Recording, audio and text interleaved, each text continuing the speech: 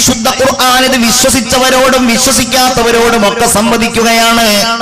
ഖുർആനിലെ ഓരോ കഥകളുടെയും പിന്നിൽ ഇങ്ങനെയുള്ള ഒരു ലക്ഷ്യം അല്ലാഹു വെച്ചതായി കാണുവാൻ കഴിയും. എന്ത്? നിങ്ങൾ മരണപ്പെട്ട് കഴിഞ്ഞാൽ രണ്ടാമത് നിങ്ങളെ ജീവിപ്പിക്കാൻ അല്ലാഹുവിന് കഴിയും. അതല്ലേ മഹ്ശറയുടെ പ്രധാനപ്പെട്ട ഒരു സംഗതി? അതല്ലേ നമ്മൾ ഇവിടെ നിന്ന് മരിച്ചു പോകുന്നവരെ കണ്ടിട്ടുണ്ടല്ലോ, അവർ അനങ്ങുന്നതായി നമുക്ക് കാണാൻ കഴിയാറില്ല. ചില ആളുകൾ ഈ ലോകത്ത് നിന്ന് കരിഞ്ഞിട്ടാണ് പരലോകത്തേക്ക് യാത്രയാകാറുള്ളത്. വ്യത്യസ്ത മതങ്ങളിൽ അങ്ങനെയുള്ള ഒരു രൂപം നമുക്ക് കാണുവാൻ കഴിയും. അങ്ങനെ മരണപ്പെട്ടു പോയ ആളുകൾ ഈ കാണുന്നതിനേക്കാൾ കരുത്തോടെ രണ്ടാമത് ജീവിക്കുമെന്ന് പറഞ്ഞാൽ അത് തന്നെയല്ലേ മഹ്ശറിലെ പ്രധാനപ്പെട്ട കാര്യം. അതുകൊണ്ട് തന്നെ പരിശുദ്ധ ഖുർആൻ മുന്നോട്ട് വെക്കുന്ന വലിയ ഒരു പ്രമേയം അതാണെന്ന് നമ്മൾ മനസ്സിലാക്കണം. ഒരു ഉദാഹരണം നോക്കൂ നിങ്ങൾ. ഖുർആനിലെ രണ്ടാമത്തെ സൂറത്തിന്റെ പേര് തന്നെ എന്താണ്? അൽ ബഖറ എന്നാണല്ലോ. പശു എന്നാണ് അതിന്റെ അർത്ഥം. ആ പേര് കേൾക്കുമ്പോൾ മൂസ അലൈഹിസ്സലാമിന്റെ സമൂഹത്തിലുണ്ടായ വലിയ ഒരു സംഭവമാണ് നമ്മുടെ ഹൃദയത്തിലേക്ക് ഓർമ്മ വരുന്നത്. മൂസ അലൈഹിസ്സലാമിന്റെ സമൂഹത്തിൽ ബനൂ ഇസ്രായേലിൽ ഒരാൾ മറ്റൊരാളെ കൊന്നതാരാണ് എന്നറിയില്ല. പ്രതിയെ പിടിക്കാൻ അവർ പല അന്വേഷണങ്ങളും നടത്തിയിട്ടും പ്രതിയെ പിടിക്കാൻ കഴിയുന്നില്ല. ഒടുവിൽ മൂസ അലൈഹിസ്സലാമിനോട് അല്ലാഹു ഒരു ഉപാധി പറഞ്ഞു. മൂസാ നബിയെ, നിങ്ങൾ ഒരു പശുവിനെ അറുക്കുക. ആ പശുവിനെ അറുത്തിട്ട് ആ പശുവിന്റെ വാലുകൊണ്ട് നിങ്ങൾ ആ മരണപ്പെട്ടു പോയ ആളെ ജീവിപ്പിച്ചു കഴിഞ്ഞാൽ, മരണപ്പെട്ടു പോയ ആളെ അടിച്ചു കഴിഞ്ഞാൽ അയാൾ എഴുന്നേൽക്കുകയും ആരാണ് അയാളെ കൊന്നത് എന്നയാൾ പറഞ്ഞു തരികയും ചെയ്യും. ഞാൻ ആ സംഭവം വിശദമാക്കേണ്ടതില്ലല്ലോ. അപ്പോഴാണ് അവർ ചോദിച്ചത്, അതെങ്ങനെയുള്ള പശുവാണ്, ഏത് നിറത്തിലുള്ള പശുവാണ്, ഏതെല്ലാം രൂപത്തിലാണ് ഞങ്ങൾ അതുമായി പെരുമാറേണ്ടത് എന്ന്. അങ്ങനെയാണ് ആ വിശാലമായ സംഭവം ഉണ്ടാകുന്നത്. ഇവിടെ അല്ലാഹു ആ സംഭവത്തിലൂടെ നമ്മെ പഠിപ്പിക്കുന്ന ഒരു കാര്യം, ഒരാൾ മരണപ്പെട്ട് കഴിഞ്ഞാൽ പിന്നെ അയാളെ ജീവിപ്പിക്കാൻ അല്ലാഹുവിനല്ലാതെ മറ്റൊരാൾക്കും കഴിയുകയില്ല. അല്ലാഹു തീരുമാനിച്ചാൽ അതിന് കഴിയുകയും ചെയ്യും. മഹാനായ ഈസാ അലൈഹിസ്സലാമിന്റെ മുഅ്ജിസത്ത് എന്തായിരുന്നു? വഉബ്രിഉൽ അക്മഹ വൽ അബ്റസ വഉഹ്യിൽ മൗതാ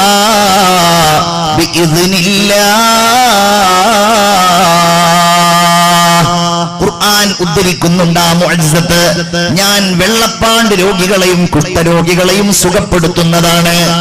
ഒരാൾക്കും ചികിത്സിച്ചു മാറ്റാൻ കഴിയാത്ത ഒരവസ്ഥയാണല്ലോ മരണമെന്ന് പറയുന്നത്. എന്നാൽ വഉഹ്യിൽ മൗതാ ബിഇദ്നില്ലാഹ്, അല്ലാഹുവിന്റെ അനുവാദ പ്രകാരം ഞാൻ മരണപ്പെട്ടു പോയ ആളുകളെ ജീവിപ്പിക്കുന്നതാണ്. അപ്പൊ അല്ലാഹു കഴിവ് നൽകിയാൽ ഈസാ അലൈഹിസ്സലാമിലൂടെ അല്ലാഹു മരിച്ച ആളുകളെ ജീവിപ്പിച്ചിരുന്നു. മുഅ്ജിസത്തിന്റെ കഥകൾ ഇഷ്ടം പോലെയുണ്ട്, ഞാൻ അതിലേക്ക് കടക്കുന്നില്ല. ഖുർആൻ അത് തന്നെയാണ് പറഞ്ഞുകൊണ്ടേയിരുന്നത്. റസൂലുള്ളാഹി ഈ പ്രഖ്യാപനങ്ങൾ ഇങ്ങനെ നടത്തുമ്പോൾ ഖുറൈശികൾപ്പെട്ട പലരും പരിഹസിക്കുന്നത് ഖുർആൻ പറയുന്നുണ്ട്. ഇന്നാ ലമർദൂദൂന ഫിൽ ഹാഫിറ അഇദാ കുന്നാ ഇളാമൻ നഖിറ. നമ്മളൊക്കെ നുരുമ്പിയ എല്ലുകളായി കഴിഞ്ഞാൽ നമ്മൾ ഈ കാണുന്ന രൂപത്തിലേക്ക് പൂർവസ്ഥിതിയിലേക്ക് മടക്കുമെന്നാണോ മുഹമ്മദ് നമ്മളോട് പറയുന്നത്? എങ്കിൽ അതൊരു വല്ലാത്ത പരാജിതമായ ഒരു സംഭവം തന്നെയായിരിക്കും. അവരുടെ കൂട്ടത്തിൽ ആസുബിന് വായിൽ എന്ന ഒരാളുണ്ടായിരുന്നു. ആ കാലഘട്ടത്തിലെ ഒരു വലിയ യുക്തിവാദിയായിരുന്നു അവൻ ഒരു ദിവസം ഇങ്ങനെ മരുഭൂമിയിലൂടെ നടക്കുമ്പോൾ എന്നോ ചത്തുപോയ ഒരു കഴുതയുടെ എല്ലവന് കിട്ടി. ഈ എല്ല് കിട്ടിയപ്പോൾ ആ എല്ലുമായിട്ട് അവൻ ഇങ്ങനെ നടക്കുകയാണ്. ആളുകൾക്കിടയിലൂടെ കണ്ടോ, ഇതൊരു കഴുതയുടെ എല്ലാണ്. ഈ എല്ലിൽ നിന്ന് രണ്ടാമതൊരു കഴുത ഉണ്ടാക്കാൻ മുഹമ്മദിന് കഴിയുമോ? അങ്ങനെയാണല്ലോ മുഹമ്മദ് പറയുന്നത്. ഈ കഴുതയുടെ എല്ലിൽ നിന്ന് രണ്ടാമത് കഴുതയുണ്ടാകുമെന്ന് പറയുന്ന മുഹമ്മദ് എത്ര വലിയ വിഡ്ഢിയാണ്. നബിയുടെയും സഹാബികളുടെയും മുന്നിൽ വന്നിട്ട് ഈ വെല്ലുവിളി അവൻ നിരന്തരമായി നടത്തി. അവൻ അല്ലാഹു മറുപടി പറഞ്ഞു. ആ മറുപടി നമ്മളിതാ നിരന്തരമായി ഓതിക്കൊണ്ടേയിരിക്കുകയാണ്. ബിസ്മില്ലാഹിർ റഹ്മാനിർ റഹീം. വളറബ ലനാ മസലാ വനസിയ ഖൽഖ ഖാല മൻ യുഹ്യിൽ ഇളാമ വഹിയ റമീം.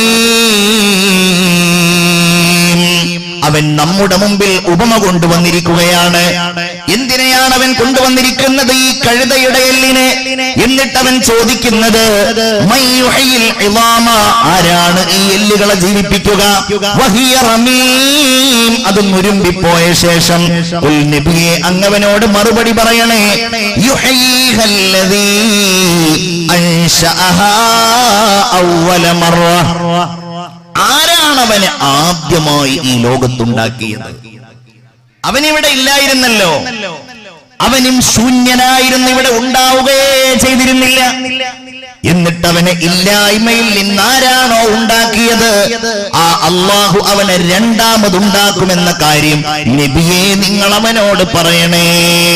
വഹുവ ബികുല്ലി ഖൽഖിൻ അലീം, എല്ലാത്തരം സൃഷ്ടിപ്പിനെ കുറിച്ചും നന്നായി അറിയുന്നവനാണ് അല്ലാഹ്. വിശാലമായ മരുഭൂമിയിൽ, ഊഷരമായ ഭൂമിയിൽ മഴ പെയ്യുമ്പോൾ നിങ്ങൾ കാണാറില്ലേ ചെടികൾ മുളച്ചു പൊങ്ങുന്നത്?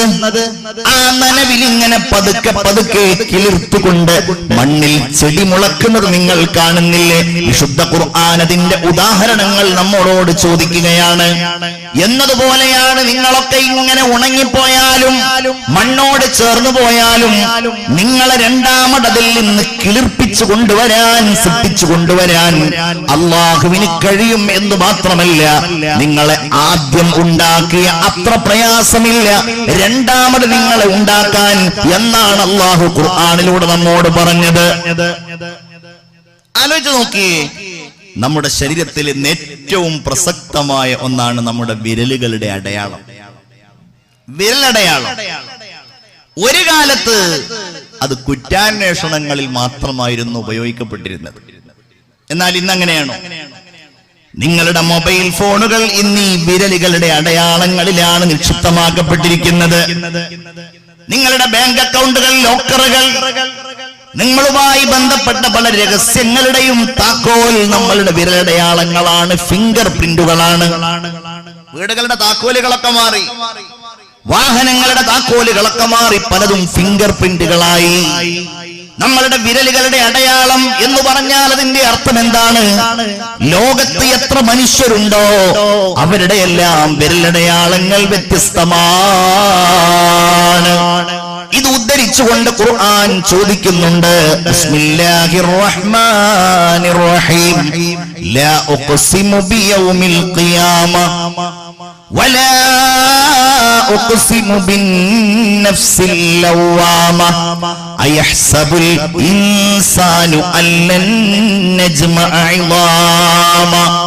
മനുഷ്യൻ വിചാരിക്കുന്നുണ്ടോ അല്ലൻ നജ്മഅ ഇളാമ, അവന്റെ എല്ലുകൾ നാം ഒരുമിച്ച് കൂട്ടുകയില്ല എന്ന്?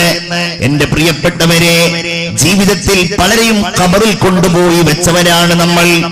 ആ ഖബർ തുറക്കാൻ ഏതെങ്കിലും ഒരു അവസരം നമുക്ക് കിട്ടിയിട്ടുണ്ട് എങ്കിൽ, അതല്ലെങ്കിൽ മരണപ്പെട്ടു പോയവരുടെ ആ ശരീരം കാലങ്ങൾക്ക് ശേഷം നമുക്ക് കാണാൻ അവസരം കിട്ടിയിട്ടുണ്ടെങ്കിൽ, ഒരുപക്ഷെ നമ്മളും ഇങ്ങനെ ഒരു സന്ദേഹത്തിലേക്ക് എത്തിയേക്കാം. നമ്മളും ഇങ്ങനെ ഒരു ചോദ്യം ചോദിച്ചേക്കാം. ഈ എല്ലുകളിൽ നിന്നാണോ രണ്ടാമത് നമ്മൾ ഉണ്ടാകുമെന്ന് ഖുർആൻ പറയുന്നത്, അല്ലാഹു പറഞ്ഞിട്ടുള്ളത് എന്ന്? അങ്ങനെ സംശയമുള്ളവർക്ക്, ആശങ്കയുള്ളവർക്കുള്ള മറുപടിയാണ് ബലാ ഖാദിരീന അലാ അൻ നുസവ്വിയ ബനാന. അതെ, അത് കഴിയുന്നവരാണ്. അള്ളാഹുവിനത് കഴിയുക തന്നെ ചെയ്യും, നമുക്കത് കഴിയുക തന്നെ ചെയ്യും. എന്തുകൊണ്ടെന്നാൽ നമുക്ക് കഴിയുമല്ലോ അന്നുസൗയ ബനാന, അവന്റെ വിരൽ തലപ്പുകളെ ശരിപ്പെടുത്താൻ, വ്യത്യസ്ത വിരലടയാളങ്ങൾ വെക്കാൻ. കാഴ്ചയിൽ എല്ലാവരുടെയും വിരലുകൾ ഒരേപോലെയാണ്. പക്ഷെ ആ വിരലുകളുടെ അകത്തളങ്ങളിലുള്ള അടയാളങ്ങൾ ഉണ്ടല്ലോ, വരകളുണ്ടല്ലോ, ഇത് ഓരോരുത്തരുടേതും വ്യത്യസ്തമാണ്. ആദം നബി അലൈഹിസ്സലാം മുതൽ അവസാന മനുഷ്യർ വരെയുള്ള മുഴുവൻ ആളുകൾക്കും വ്യത്യസ്തങ്ങളായ അടയാളങ്ങളാണ്. ഇങ്ങനെ ഒന്ന് നിങ്ങളുടെ കൺമുന്നിൽ പടക്കാൻ കഴിയുന്നവനായ അള്ളാഹുവിനെന്തേ നിങ്ങളെ രണ്ടാമത് പടക്കാൻ കഴിയുകയില്ല എന്ന് നിങ്ങൾ കരുതുന്നു? ഇവിടെയാണ് മുഅ്മിനീങ്ങളെ നമ്മുടെ വിശ്വാസം നമ്മെ സജീവമാക്കേണ്ടത്. ഈ ഈമാനാണ് നമ്മെ നന്മയിലേക്ക് നയിക്കേണ്ടത്. ഈ ഈമാൻ കൽബിൽ ഉണ്ടാകുമ്പോഴാണ് ആഖിറത്തിന് വേണ്ടി അമൽ ചെയ്യുവാൻ നമുക്ക് അല്ലാഹു അവസരം തരുന്നത്. മുഅ്മിനീങ്ങളായ നമ്മൾ എന്തെല്ലാം കാര്യങ്ങൾ ചെയ്യുന്നവരാണ്. നമ്മൾ നിസ്കരിക്കുന്നവരാണ്, നമ്മൾ സ്വതക്ക ചെയ്യുന്നവരാണ്, നമ്മൾ മാതാപിതാക്കളെ പരിപാലിക്കുന്നവരാണ്. എന്നാൽ ഈ പറയപ്പെട്ട പല കാര്യങ്ങളും എല്ലാവരും ചെയ്യുന്നവരാണ്. മാതാപിതാക്കളെ പരിപാലിക്കുന്ന എത്രയോ മനുഷ്യരുണ്ടാവും, പാവപ്പെട്ടവരെ സഹായിക്കുന്ന എത്രയോ ആളുകൾ ഉണ്ടാവും, പള്ളിക്ക് വേണ്ടി കൊടുക്കുന്ന അല്ലെങ്കിൽ സാമൂഹികമായ കാര്യങ്ങൾക്ക് വേണ്ടി കൊടുക്കുന്ന എത്രയോ ആളുകൾ ഉണ്ടാവും.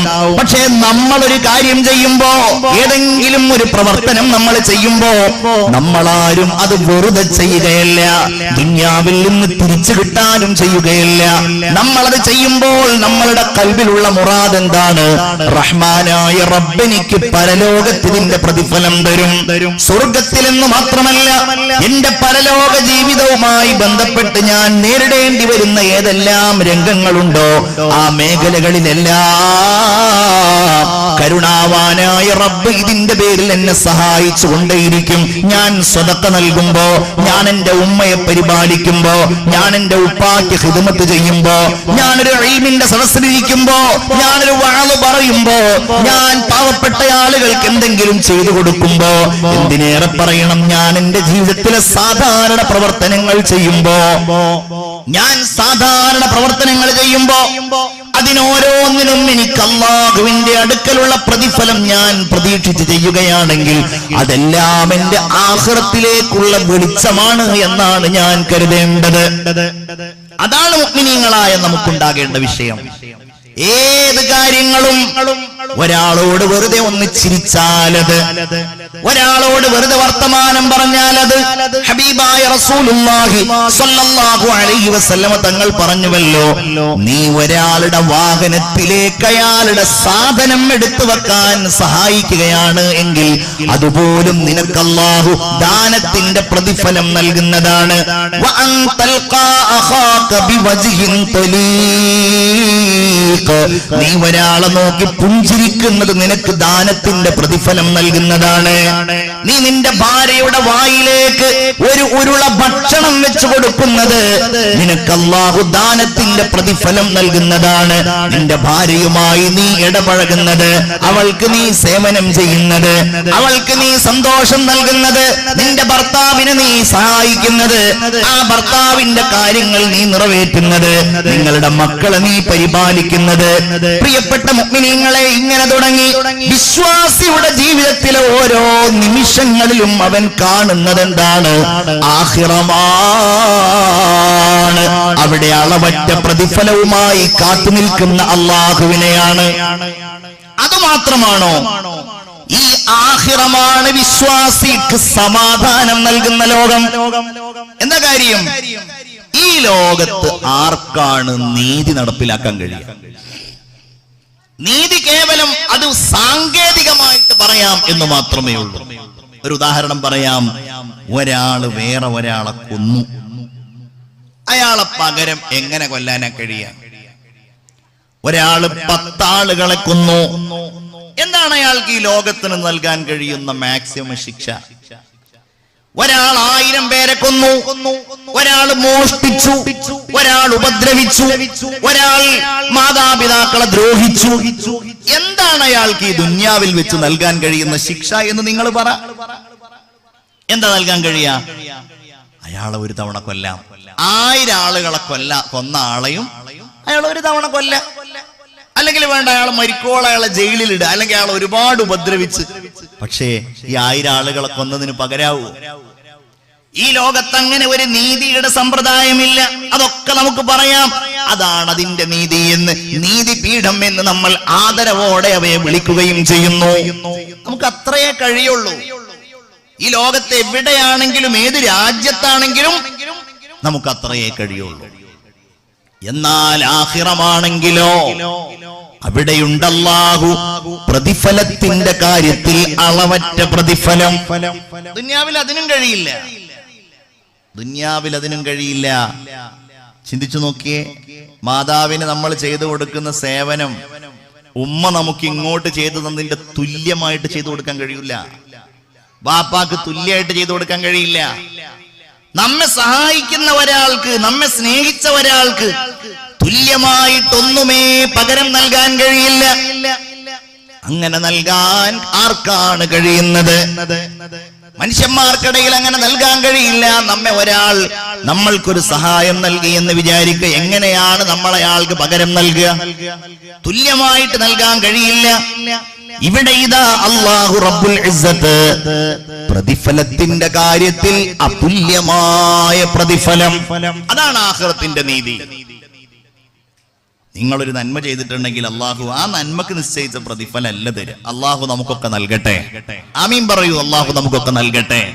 അത് 10 ഇരട്ടി 100 ഇരട്ടി. 1 രൂപ സ്വതക്ക നൽകിയ ഒരാൾക്ക് അള്ളാഹു നൽകുന്നത് 70 രൂപയുടെ, 700 രൂപയുടെ, 70,000 രൂപയുടെ. ഇങ്ങനെയൊക്കെ സാഹചര്യങ്ങൾക്കനുസരിച്ചാണ്. അല്ലാഹു റബ്ബുൽ ഇസ്സത്ത് പരിശുദ്ധമായ ഖുർആനിലൂടെ തന്നെ ആ കാര്യം പറയുന്നുണ്ട്. എന്നാൽ തെറ്റ് ചെയ്ത ആളുകൾക്കോ ഇന്ന ജഹന്നമ കാനത് മിർസാദ, നിശ്ചയമായും നരകമാണ് അവരുടെ സങ്കേതം. ആരുടെ? ലിത്വാഗീന മആബൽ ലാബിസീന ഫീഹാ അഹ്ഖാബാ, ദുർമാർഗികളായ ആളുകളുടെ സങ്കേതം നരകമാകുന്നു. അവിടെ അവർ യുഗങ്ങളോളം കഴിഞ്ഞുകൂടുന്നവനാകുന്നു. ലാ യദൂഖൂന ഫീഹാ ബർദൻ വലാ ശറാബാ, ആ നരകത്തിൽ ഒരു തണുപ്പോ ഒരു പാനീയമോ അവർക്ക് രുചിക്കാൻ കഴിയുകയില്ല. അവർക്ക് ആ നരകത്തിൽ കഴിക്കാൻ കഴിയുന്നത് എന്താണ്? ഇല്ലാ ഹമീമൻ വഗസ്സാഖാ,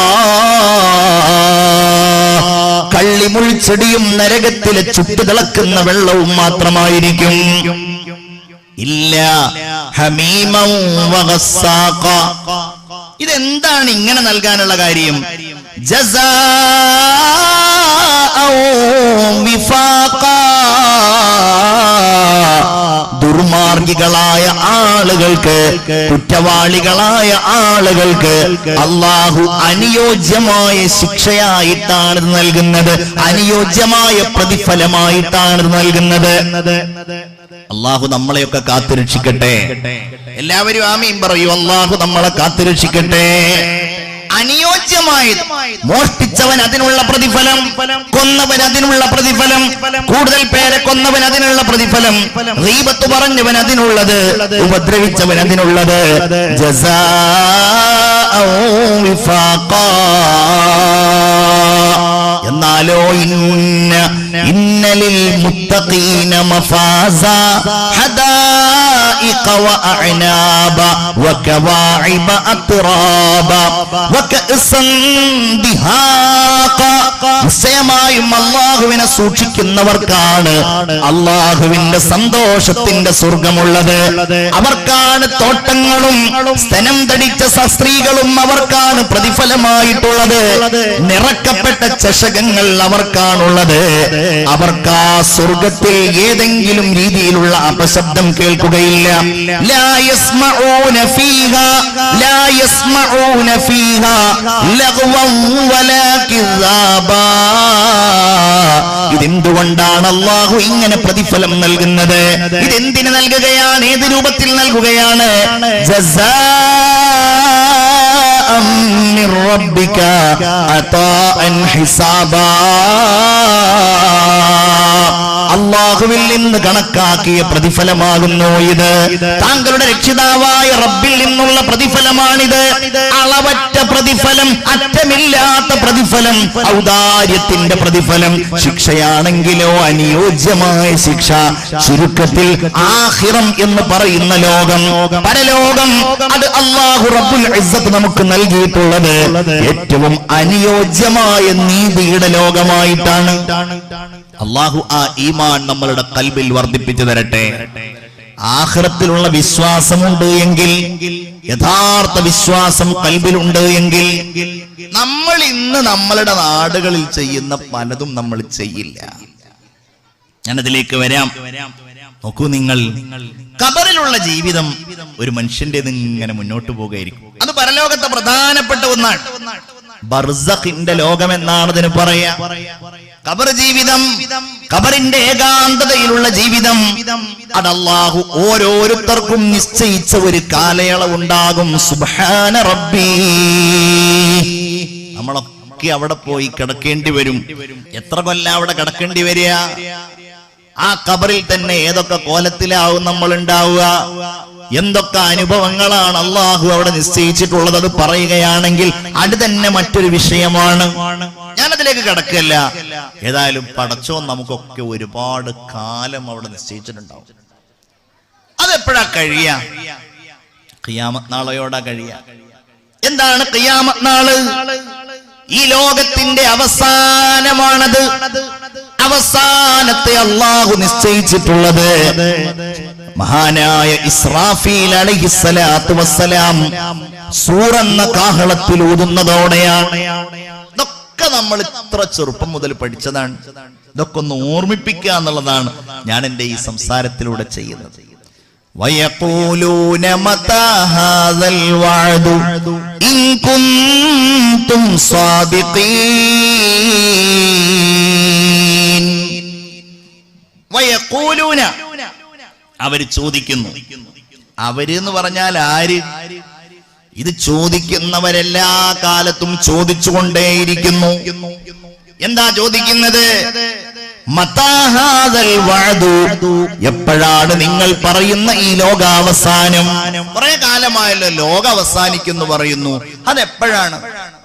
ഇൻ കുൻതും സാദിഖീൻ, നിങ്ങൾ പറഞ്ഞ കാര്യം സത്യമാണെങ്കിൽ അതെപ്പോഴാണ് എന്നൊന്ന് പറയാം. അല്ലാഹു അതിന് മറുപടി പറയുന്നത് എന്താണ്? അങ്ങനെ അവർ ചോദിച്ചിട്ടൊരു കാര്യവുമില്ല. സമയം പറഞ്ഞു കൊടുക്കുന്നതല്ല, സന്ദർഭം അറിയിച്ചു കൊടുക്കുന്നതല്ല. മായൻദുറൂന ഇല്ലാ സ്വൈഹതൻ വാഹിദ, ഘോരമായ ഒരു ശബ്ദമല്ലാതെ മറ്റൊന്നിനെയും അവർ പ്രതീക്ഷിച്ചിരിക്കുന്നില്ല. അതവരെ പിടികൂടും. ആ ശബ്ദം എപ്പോ? തഅഖുദുഹും വഹും യഖ്സിമൂൻ, ഭൗതികമായ കാര്യങ്ങളിൽ അവർ പരസ്പരം തർക്കിച്ചുകൊണ്ടിരിക്കെ അതവരെ പിടികൂടുന്നതാണ്. എന്ന് പറഞ്ഞാല് അടുത്ത 10-ാം തീയതി ഇന്ന സമയത്ത് ലോകം അവസാനിക്കും എന്നൊരു മീഡിയയും റിപ്പോർട്ട് ചെയ്യൂല. അതങ്ങനെ ലോകത്തിന്റെ ക്രമത്തിൽ ഇങ്ങനെ നടക്കും. നമ്മളൊക്കെ ഒരു 20 കൊല്ലം മുമ്പുള്ള ഹാളിലല്ലോ ഇന്നുള്ളത്. 20 കൊല്ലം മുമ്പുള്ള ഭൂമിയുടെ രൂപമല്ല ഇത്. 10 കൊല്ലം മുമ്പുള്ള മൈക്കിന്റെയും പന്തലിന്റെയും ഈ മനോഹരമായ വർണ്ണങ്ങളുടെയും ഒന്നും രൂപമല്ല എന്നുള്ളത്. അതൊക്കെ ഇങ്ങനെ മാറി മാറി മാറി ലോകം മറ്റൊരു ക്രമത്തിലേക്ക് എത്തി. നമ്മളൊക്കെ മരിച്ച് നമ്മളുടെ മക്കളും മരണപ്പെട്ട് അടുത്ത തലമുറ ഇങ്ങനെ മുന്നോട്ട് പോകുമ്പോ ലോകത്ത് അല്ലാഹു നിശ്ചയിച്ച അത്ഭുതങ്ങളൊക്കെ അതിന്റെ സമയക്രമത്തിനനുസരിച്ച് നടക്കുമ്പോ അവർ അവരുടെ കാര്യങ്ങളിൽ ഇങ്ങനെ തർക്കിച്ചുകൊണ്ടിരിക്കുകയായിരിക്കും. കച്ചവടം ചെയ്യുന്ന ആളുകൾ അത് ചെയ്യാണ്, വർത്തമാനം പറയുന്ന ആളുകൾ അത് ചെയ്യാണ്, കൃഷിക്കാരത് ചെയ്യുകയാണ്. അത് ചെയ്യുമ്പോൾ അവരെ ഖിയാമത്ത് നാൾ പിടികൂടുകയാണ്. അവർക്ക് കഴിയുകയില്ല. അവർക്കൊരു ഉപദേശം നൽകാൻ കഴിയില്ല. വീട്ടുകാരോട് പോയിട്ട് വലാ ഇലാ അഹ്ലിഹിം യർജിഊൻ, അവരുടെ കുടുംബങ്ങളിലേക്ക് മടങ്ങിപ്പോകാൻ അവർക്ക് കഴിയില്ല. അതാണ് ഒന്നാമത്തെ ഊത്ത്. ഇസ്രാഫീൽ അലൈഹിസ്സലാമിന്റെ ഒന്നാമത്തെ ഊത്തുണ്ട്. മഹാനായ മുഹമ്മദ് മുസ്തഫ സല്ലല്ലാഹു അലൈഹി വസല്ലം സ്വഹാബികളോട് ഒരിക്കൽ ചോദിക്കുകയുണ്ടായി, സ്വഹാബാ, എങ്ങനെയാണ് ഞാൻ ഈ ദുനിയാവിൽ സുഖിച്ച് ജീവിക്കുക? കൈഫ അൻഉമു ഫിദ് ദുനിയാ, ഇവിടെ എങ്ങനെയാണ് ഞാൻ ഈ ദുനിയാവിൽ സുഖിച്ച് ജീവിക്കുക? കാരണം എന്താണ്? സൂറെന്ന കാഹളത്തിൽ ഊതാൻ വേണ്ടി ഏൽപ്പിക്കപ്പെട്ട ഇസ്രാഫീൽ അലൈഹിസ്സലാം ആ കാഹളം തന്റെ ചുണ്ടോട് ചേർത്ത് പിടിക്കുകയും അള്ളാഹുവിന്റെ കൽപ്പന വരാൻ വേണ്ടി അവിടെ നിന്നിങ്ങനെ നെറ്റി ചുളിക്കുകയും ചെവി കൂർപ്പിക്കുകയും ചെയ്തിരിക്കെ ഞാൻ എങ്ങനെയാണ് ഈ ദുനിയാവിൽ സുഖിച്ച് ജീവിക്കുക? സൂറെന്ന കാഹളം അത് വലിയ ഒരു ലോകമാണ്. ആ കാഹളത്തിലൂടെ അങ്ങ് ഊതിയാൽ, സാധാരണ നിങ്ങളൊരു കുഴലിലൂടെ ഊതിയാൽ അപ്പുറത്ത് കാറ്റ് ശക്തിയായി ചെല്ലും. നമ്മൾ പലപ്പോഴും അത് പരീക്ഷിക്കാറുള്ളതാണ്. അടുപ്പ് കത്തിക്കുമ്പോൾ നമ്മളത് പരീക്ഷിക്കാറുള്ളതാണ്. ഇതൊരു വലിയ കൊടുങ്കാറ്റായിട്ട് വരണം, വലിയ ഘോര ശബ്ദമായിട്ട് വരണം. ആ കാറ്റിലൂടെ ഇദാ സുൽസിലത്തിൽ അർളു സിൽസാലഹാ വഅഖ്റജത്തിൽ അർളു അസ്ഖാലഹാ, ഭൂമി അതിശക്തമായി കുലുങ്ങണം, അതിന്റെ അകത്തുള്ളതെല്ലാം പുറത്തു വരണം. വഇദൽ ഖുബൂറു ബുഅ്തിറത് ഇദസ് ശംസു കൂവിറത് ഇദസ് സമാഉ ശഖ്ഖത് വഇദൻ നുജൂമു കദറത്, ആകാശഭൂമികൾ പൊട്ടിപ്പിളരണം, ഈ ഭൂമിയിലുള്ള പർവ്വതങ്ങൾ പറന്നു പോകണം. ഈ ഭൂമിയിലുള്ള പർവ്വതങ്ങൾക്ക് മുകളിലൂടെ നക്ഷത്രങ്ങൾ ഉതിർന്നു വീഴണം, ചന്ദ്രനും സൂര്യനും കൂട്ടിയിടിക്കണം. അത് കാണുമ്പോൾ മുലയൂട്ടുന്ന പെണ്ണുങ്ങളാ കുഞ്ഞുങ്ങളെ ഉപേക്ഷിച്ചു പോകണം, എല്ലാ സ്ത്രീകളും പ്രസവിച്ചു പോകണം, ഗർഭിണികൾ. അങ്ങനെ ലോകം മുഴുവൻ ഭയവിഹ്വലമായി നിൽക്കുന്ന ബീഭത്സമായ ഇടിയുടെയും മിന്നലിന്റെയും മഹാപ്രവാഹം സൂറെന്ന കാഹളത്തിൽ ഊതുമ്പോൾ ഇസ്രാഫീൽ അലൈഹിസ്സലാമിന്റെ കാഹളത്തിന്റെ ശക്തി കൊണ്ട് ലോകം വിറകൊള്ളണം. അല്ലാഹുവിന്റെ റസൂൽ ചോദിക്കുകയാണ്, അങ്ങനെ ഒന്നെനിക്കറിയാമായിരിക്കെ ഞാൻ എങ്ങനെയാണ് ഈ ദുനിയാവിൽ സുഖിച്ച് ജീവിക്കുക? തേരെ ഖുർബാൻ പ്യാരെ മുഹമ്മദ് ഗിർ രഹാ ഹൂ മുझे भी संभालो, अपने प्यारे नवासों का सदका, अपने प्यारे नवासों का सदका, या नबी मेरी झोली में डालो. ഹബീബായ റസൂൽ ഭൂമിയിൽ സുഖിച്ച് ജീവിച്ചയാളല്ല. അവിടുന്ന് ചോദിക്കുകയാണ്, എങ്ങനെയാണ് ഞാൻ ഈ ദുനിയാവിൽ സുഖിച്ച് ജീവിക്കുക? കാരണം അത്രയും ഭീകരമാണ് സൂറെന്ന കാഹളത്തിലുള്ള ആ ഊത്ത്. അതാണ് ഒന്നാമത്തെ ഊത്ത്. ആ ഊത്തിൽ ഈ പ്രപഞ്ചമാകമാനം നശിക്കും. നമ്മളിങ്ങനെ ഖുർആനിന്റെ പല ഭാഗങ്ങളിലായി ഓതുന്ന ഓരോന്നും ആ ഒന്നാമത്തെ ഊത്തിലുണ്ടാവുക. അവിടെയാണ് അല്ലാഹു രണ്ടാമത്തെ ഊത്ത് ഊതാൻ കൽപ്പിക്കുക. ആ ഊത്തിലൂടെ ഈ ലോകത്തുള്ള എല്ലാവരും മരിച്ചു പോകും. നമ്മളിങ്ങനെ ചിന്തിക്കാറില്ലേ, ആദം നബി അലൈഹിസ്സലാം മുതൽ എത്ര മനുഷ്യരിങ്ങനെ മരിച്ചു പോകുന്നു. ഇനി ഇവരൊക്കെ മരിക്കണ്ടേ? ഇവരെല്ലാവരും കൂടെ എന്നൊക്കെ മരിക്ക? അങ്ങനെ എല്ലാവരും മരിച്ചു പോയാലും പിന്നെ ഉണ്ടാവൂലേ കോടാന കോടിക്കണക്കിന് പേർ, ജീവജാലങ്ങൾ, മലക്കുകൾ, മനുഷ്യർ, എന്തെല്ലാം. അവയെല്ലാം മരണപ്പെടുന്നതാണ്, എല്ലാം മരണപ്പെടുന്നതാണ്. എല്ലാം രണ്ടാമത്തെ ഊത്തിൽ നിങ്ങൾ ആലോചിച്ചു നോക്കൂ. അല്ലാഹു തന്നെ ആ കാര്യം പറയുന്നുണ്ടല്ലോ. എല്ലാം അടങ്ങി, ആര് മാത്രം ബാക്കിയായി? അല്ലാഹു മാത്രം. കുല്ലു മൻ അലൈഹാ ഫാൻ വയബ്ഖാ വജ്ഹു റബ്ബിക ദുൽ ജലാലി വൽ ഇക്റാം. ഇതൊക്കെ കഴിയുന്ന ഒരേ ഒരു ശക്തി ലാ ഇലാഹ ഇല്ലല്ലാഹ് മാത്രമാണ്. വേറെ ആർക്കും അതൊന്നും കഴിയില്ല. എന്ത്? എല്ലാം അങ്ങ് നശിപ്പിക്കുക. ബോംബുണ്ടാക്കാനും എവിടെയെങ്കിലും അണുബോംബ് വർഷിക്കാനും ഏതെങ്കിലും ഒരു ഭാഗം നശിപ്പിക്കാനും ഒക്കെ മനുഷ്യന് കഴിഞ്ഞേക്കാം. സംഹാരകൻ, ഇതെല്ലാം സംഹരിക്കുന്ന അല്ലാഹുവാണ്.